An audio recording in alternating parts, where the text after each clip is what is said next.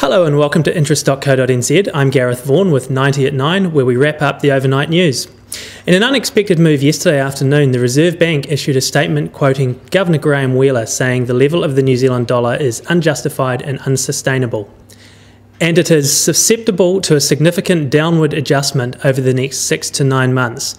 Wheeler's comments saw the Kiwi drop under 80 US cents for the first time since September 9 last year.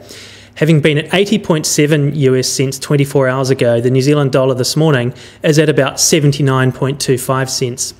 Over the same time period, it's down to about 90.2 Australian cents from 90.9 yesterday, and the trade-weighted index is at 77, down from 78.2 24 hours ago.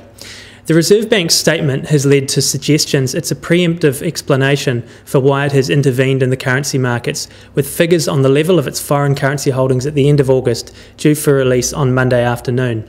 In late August, there was indeed some speculation that the Reserve Bank had intervened.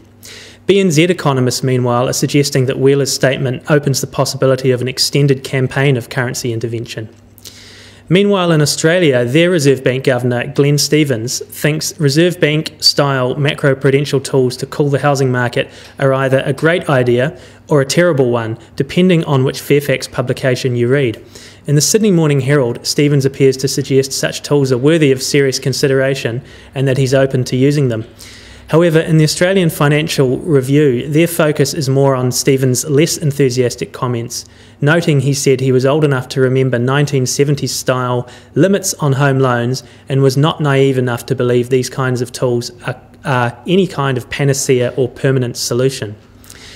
In the US, shares had their biggest drop in 8 weeks, thanks to Apple's problems and concerns Russia could seize foreign assets. Apple shares were down 3.4%, and the S&P 500 down 1.4%, the Dow Jones Industrial Average 1.4%, and the Nasdaq 1.9%. Apple's issues stem from it withdrawing its iOS 8.0.1 mobile software update after it caused customers to lose cellular service. The company's also had issues with some of its new 6 Plus phones bending. It's preparing an iOS 8.0.2 fix for its software issue.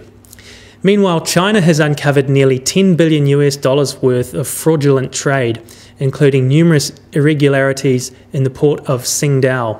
Companies faked, forged and illegally reused documents for exports and imports, a senior official said at a media conference. He said the trades had increased pressure from hot money inflows and provided an illegal channel for criminals to move funds. Industrial metal prices such as copper fell and the yuan weakened after the announcement. Over in the Eurozone, data there showed lending to households and companies contracted for the 28th month in a row in August, as questions over whether the European Central Bank's efforts to stimulate the economy will actually work continue. I'm Gareth Vaughan at interest.co.nz, and that's 90 at 9 for Friday.